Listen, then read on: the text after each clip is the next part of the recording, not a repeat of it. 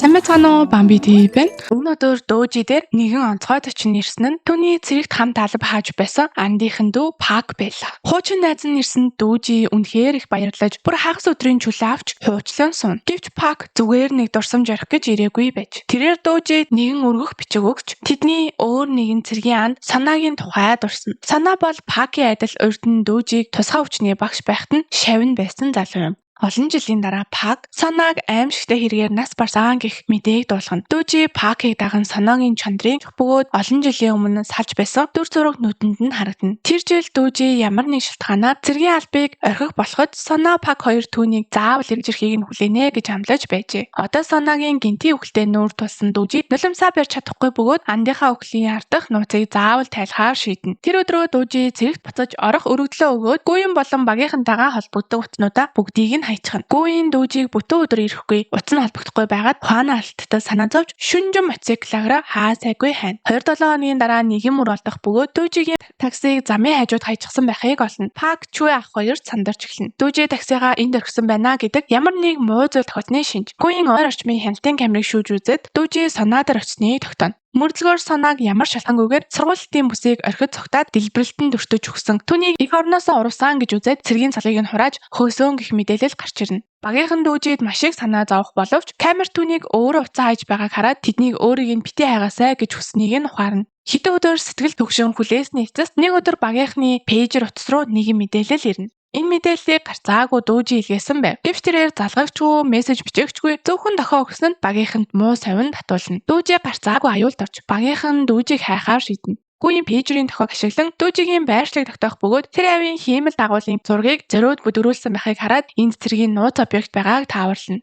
Санаагийн үхгийнхээ өмнө байсан сүүлчийн газар бол цэргийн хээрийн анги байлаа. Тэр анги руу саадгүй нэвтрэхийн тулд Гүйн нэгэн төлөвлөгөөд боловсруулна. Энэ удаа Пак дахин цэрэгт элсэж дотроос нь тандах даалгавар авна. Пак Дөөжигийн аюулгүй байдлын төлөө үхэхийн хажуугаар зөвшөөрч бараасан царайтай цэргийн ангид ирнэ. Ирмэгцээ тэрээр гинэн царайлж цэргийн ахлахуудаас Дөөжиг харсан уу гэж асууж бүр өөрийгөө шин цэрэг бишээ гэж зүтгэн. Үр дүнд нь тэрээр ахлахуудаас ширүүн шан хүртэж шийтгүүлхэн тэр. Сончаал дараг Пакийг ганцаараа даахгүй гэж санаа зовоод өөрөө цэргийн анги руу нэвтрэхээр тэрээр өөрийн чадвар зоргоороо өндөр цолтой генерал шиг зүсээ хувиргаж шалгалт хийх нэрээр цэргийн анги руу ихэмсэг гихчин алхан орно. Нэвтэрснийхээ дараа нүдний шилэндээ суйрлуулсан камераар цэргийн ангийн байлдааны зургийг Гүйн рүү дамжуулна. Мөн цэргүүдүүд өөрийгөө Пакийн аав бэн хүүгээ ирэх гэж ирлээ гэж хуурна. Пактай уулзмагцаа сончоол дарга түүний гайхсан царайг үлтон намайг дагуулж цэргийн ангитай танилцах хэмээн тушааж энэ боломжийг ашиглан тэр хоёр Дөөжиг хаа сайгүй хайж эхэлнэ. Гүйн Чүэ хоёрч зүгээр сууж чадсангүй. Тэд цэргийн хангамжийн ангийнхан болж зүсээ хувиргаад цэргүүдэд дүүрэн амттан ундаа атсан ачааны машинтай ирнэ. Цэргүүд хоолнд шуурж байх хооронд Гүйн системийн засварчин нэрээр анги руу нэвтэрч Пак сончоол дарах хоёртой нэг өрөөнд уулзна. Тэд тэндээс Дөөжигийн таксины түлхүүрийг олж түүнийг энд байгааг нь баталгаажуулж авна. Гадаад Пак цэргүүдийг амттнаар хуурч байтал нэг цэрэг Дөөжигийн өрөг цэвэрлсэн гэж хэлнэ. Пак улам лавшруулан асуух гэж байтал харамсалтай нь тэдний баг баригдаж орхино. Цэргийн дэд хурандаа ямар ч генерал шалгалтаар ирээгүй мэдээж тэднийг луйвчд байна гэж үзээд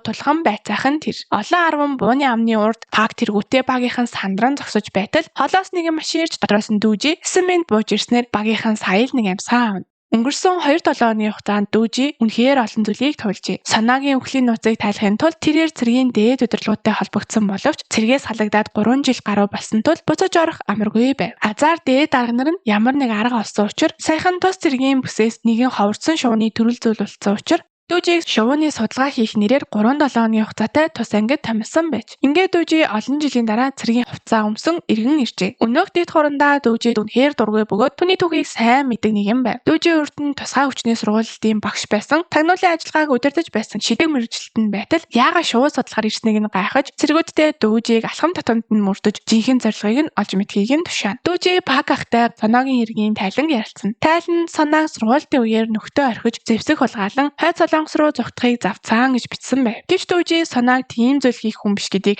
хамгийн сайн мэдэж байв. Мөн Дөөжи өөрийг нь мөрдөж буй цэргүүдийг дор нь илрүүлж нууцаар зураг авч байсан камерыг нь хурааж аваад дэд хурандаа руу камер зээлдүүлсэнд баярлаа гэж мессеж бичин таажигнана. Энэ нь дэд хурандагийн шарыг малтаж Дөөжигийн төлөвлөгөөг яаж хийж байгааг олж мэдхийг тушаана. Дөөжи санаагийн хэргийн тайлан дахин эхэлнэ. Хэрэг гардаг өдөр сургуулийн бүс рүү явж байхдаа санаа гинэт бүх цэргүүдээ машинаас бууж цэргийн анги руугаа буцгаж тушаасан бөгөөд цэргүүдийн мэдүүлэгч бүгд таарч байв. Дүүжид худал хэлээгүй байлаа. Асуудал хаана байгааг олохын тулд дүүжи Паг ахтай хамт санаагийн унаж явсан машиныг олно. Тэд цэргийн ангид уцаараа мөрөөдө тоглоом тоглож буй нэгэн цэргийн сул талыг ашиглан занал хийж машины хар хэрцэгний бичлэгийг олж авна. Бичлэгийг авсны дараа дүүжи тэр өдрийн маршрутыг дахин давтаж үзэхээр шийднэ. Гэвч хөдөлгөөний өмнө дэд хурандаа дүүжийг дуудаж уруугч гээд өгчсөн хүний хэргийг яагаад мөрдөд байгаа юм бэ гэж тулгана. Дүүжи дахин нуусангүй. Тэрээр дэд хурандаагаас санааг хойд солонгостой 8 алтсан гэж яаж юм итгэлтэй хэлж чадаж байна. Чи тэр үед хэргийн газарт байгаагүй. Тим 8-аач огт болоогүй гэж сүрж асууна. Хурандаа уурлаж санаа нүхтээ буулгаад зэвсэг атсан машинаа хойд солонгос руу жолоодсон нь л урвсныг нь батлана гэж хашгирна. Дүүжи түүний асуултанд хариулахаас татгалзахад хурандаа түүний цаанд том дэвжлэг байгаа гэж хардаж генералтай уулзаж энэ хэрийг шийдэхээр явна. Хар хайрцагны бичлэгийн дагуу дүүжи Паг ахтай хамт уул руу орно. Энэ газар тэр өдрийн буудлагын сургуулийн талбайтай маш ойрхон байдаг. Тэд сэжиг аван сургуулийн бүс рүү очиход тэнд сургуулиалтанд ашигладаг агуйнууд байх бөгөөд зэвсгийн тавираас нэгэн зэвсэг алга болсон байлаа.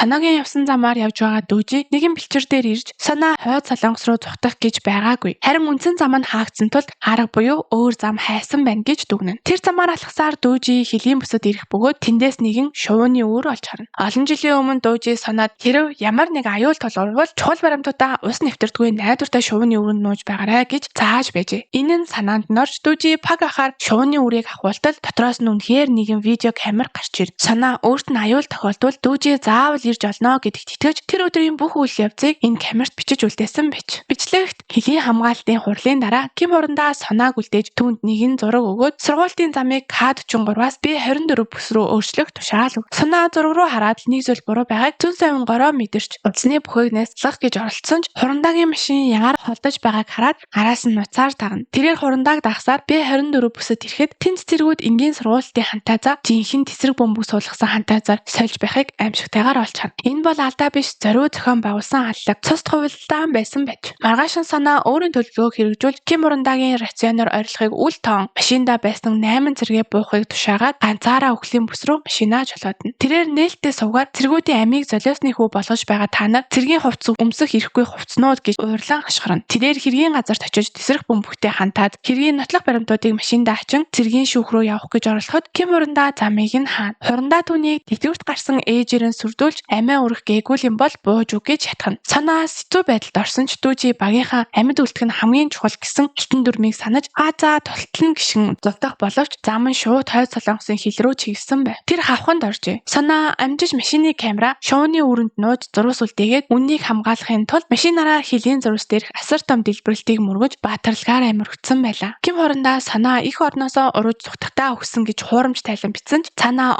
генерал энэ бодлоныг мэдчихвээ гэхээс үхтлээ айж байж. Дүүжи Паг ах хоёр үннийг мэдээд нүдэн цусаар бодрно. Дүүжи хуулийн системинд ажиллахгүй гэдгийг мэдэж байв. Солонгон таксины баг экологийн судалгааны баг болж цусын хувирган цэргийн анги руу нэвтрэнэ. Ким хурандаа тэднийг зогсоох боловч багийнхан зохион байгуулсан генерал саны хуурамч дуудлагаар тэднийг саадгүй нэвтрүүлнэ. Нэвтэрсний дараа дүүжи багийнхандаа санаагийн эцсийн мөчийг харуулна. Багийнхан түүнийг буруутгасангүй үүнийг хамтдаа өрнэ гэж шийднэ. Төлөвлөгөө бэлэн болж тэд объектын цахилгааныг таслана. Хоёр механикч цэргүүдийн анхаарлыг царниулж байх хооронд гүйн төв системийг хакердаж дайснууд өнөөх үхлийн төслийг дахин эхлүүлэх гэж байгааг олж мэднэ. Энэ хооронд Ким хурандаа генерал сэжигтэй шувуу судлаачид тэр дундаа дүүжигийн тухай мэдээлэхэд генерал үндсээр нь таст хэмээн дүүжийг устгах тушаал өгнө. Тэр шөнө гүйн нотлох баримтыг хүний эрхийн төв рүү хүрэхээр явж байгаад шатхуун түгээх станц дээр хотолтонд орно. Хөлсний алуурчууд машины хаалгыг ортол ард нь дүүжи хүлээж байлаа. Тэрээр арслан мэд босож зэвсэгтэй дайснуудтай араас нь тулдаж гүйн боож байсан алуурчныг устган түүнийг аварна. Гэвч үүмэн дунд нэгэн алуурчин камерыг хулгайлан цугтаж генералын гарт аваачиж өгнө. Дүүжи энэ бүхнийг харж байсан ч амжиж завсаа чадаагүйдээ өөрийгөө зөвхөн. Босож ирээд тэрээр генерал 12 сарын 13-ны өдөр шаншаан бусад цус ажиллагаагаа эхлүүлэх гэж байгааг олж мэднэ. Байлдааны зургийг судлахад эндээс цогтох ямар ч зам байхгүй. Энэ бол үхлийн даалгавар байлаа. Дүүжи их тайвны төлөө золиос зэрэгтэйг ухаарч Паг ах болон бусдыг энэ хэрэг дахин цосорсохгүй байхыг буян тулаанаас холдохыг хүснэ. Энэ хооронд гүйн генералыг судалж үзэхэд тэрээр тэтгэвртэй гарч дахианы фермер хийж байгаа дүр эсгсэн ч цаанаа Солонгосын дайны үеийн алдар нэрээ санагалзаж үндэсний аюулгүй байдал нэрээр цэргийн дэглэм тогтоохоор бэлтгэж байж. Төлөвлөгөөгөө батлах цуглаан хүлээ авалтын үеэр генерал ундаага асгахад зөөгч болж хувирсан гүйн амжиж түүний халааснаас нэгэн бичиг баримт хулгайлна. Түүн дээр ажиллагааны цаг хугацаа болон Солонгон таксины багийнхныг баримтлах тушаал байлаа. Генерал өөрийгөө яллаа гэж бодсон ч түүний хурааж авсан өнөө камер дотор дүүжигийн сулгасан микро нууц камер байсныг мэдсэнгүй. Шийдвэрлэх өдөр ирж цэргүүд шүдээ хүртэл зэвсэглэн чигсэн. Уг генерал удирдлагын төвд орж ирээд галал гэж тушаана. Тоолол тэгдэр босон ч ямар ч дэлгүүрэл нижигнээ сонсогдсонгүй. Нам гүм орчин мохтон. Системийн хэдийний хаачсан байж. Генерал галзуурж гар удирдлагаар харахыг шаардсан ч салааны дарга нь Б24 бүсэд энгийн иргэд байна гэж тушаалыг эсэргүүцэн. О генерал ганцаардаж өөрийн цэргүүд рүү буу тулгаан сүрдүүлсэн ч тэд хөдөлсөнгүй. Аргаа барсан генерал өөрөө товчлуурыг даарж гарлаа. Тэнгэрт үе олон пуужин хөрөх боловч аимшиг дэлбэрэл биш харин тэнгэрт цолонгорох инх тайвны өнгөт firework буюу салют болон задрна. Хүлээ авалт дээр байсан авилгаалч түшимдүүд цогтхыг завцсан ч цагдаа нарт гартаа гав зүүлгэн. Түүнийг хурцнаа мэдсэн О генерал бууга барин цогтно. Солонгон таксины баг түүний замыг хааж машиныг нь мөргүүлэн зогсооно. Дүүжи машинаас бууж бүх зүйл дууссан гэж хэлэхэд генерал бууж өгөхийг үл зөвшөөрөн дүүжи рүү гаална. Дүүжи мөрөндөө сум авсан ч ураг шалгасаар генералыг зогсохыг шаардна. Генерал дахин буудаж дүүжи өвдөг сөгдөн ухрана. О генерал түүний дээрээс ширтэж эцсийн үхлийн сумыг тавихаар бууга чиглүүлэх. Яг тэр агшинд дүүжи сүүлчийн хүчээ шавхан генералыг тэрвчтэд хамтдаа хадан хсанаас харахуйн далайн гүн рүү унаж сураггүй алга бол. Тэр өдрөөс хойш дүүжи өгсөн тооцож багийнх нь маш их гашуудсан ч амьдралаа өргөжлүүлнэ. Хэсэг хугацааны дараа сураггүй алга болсон ихэр их чигээ хайж буй нэгэн баян өв залгамжлагч бүсгүй ууланд бүхнийг мэддэг нэгэн ухаантан байдаг тухай цөөвөг сонсно. Тэрээр уулын бартаа замаар алхацаар нэгэн шавар урлын газар ирж урлаачийг дуудана. Тэрхүү урлаач эргэж харахад түүний булчинлаг бие танил бөгөөд царайлаг төрхийг нь хараад бүсгүй гацааж орхино. Тийм ээ, тэр мөн байлаа. Тэрээр чамд нэг хундаг дарсах уу? Бид хоёр маш сайн зохицох юм шиг санагдаад байна гэж Сэдэгнэн асууна. Энэхүү сонирхолтой бөгөөд нууцлаг төгсгөл фэнүүдийг галзууруулж байна. Энэ нь Ким Дүүжигийн 4-р бүлэгт иргэн ирэх цус тесрэлийн эхлэл үү? Солонгон таксины багийнхан ахлагчаа амьд байгааг мэдвэл яах бол хариулт нь нууц хэвээр үлдлээ. Энэхүү кино төвчлөл таалагдсан бол лайк, subscribe дараад дараагийн ангийг хамтдаа хүлээцгээе. Баяртай.